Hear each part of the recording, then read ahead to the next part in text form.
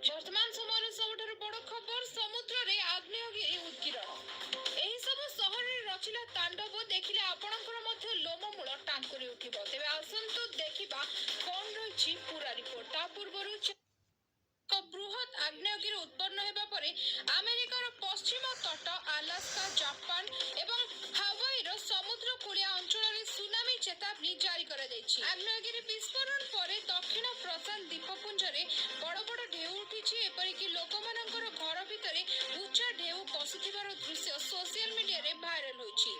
हावाई रे वर्तमान सुनामी देखा देछि किंतु द्वीपपुंज रे सामान्य बन्या परिस्थिति व्यतीत कौनसी क्षयक्षति होई नाही। गत 14-15 तारिख रे हुंगा हापाई आग्नेयगिरी उत्कीर्ण होइतला।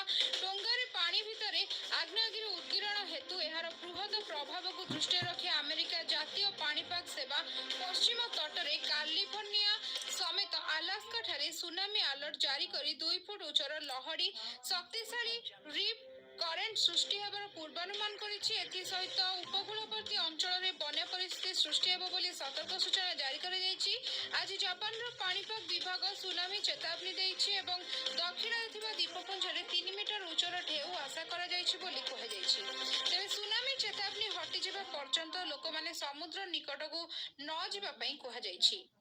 तेबे एही भली भाबरे समुद्र आग्नेयगिरी उत्कीर्ण होइछि एवं एही सब अंचल रे प्रभाव पकाइछि। तेबे निहाती भाबरे वर्तमान पर्यंत मध्य विपद टळी नाही। आहुरी मध्य अमेरिका जापान प्रशांत महासागर तट रे जापान ठारू अमेरिका पर्यंत सुनामी रो विपद रहिछि। एथि पई अलर्ट मध्य करा जायछि।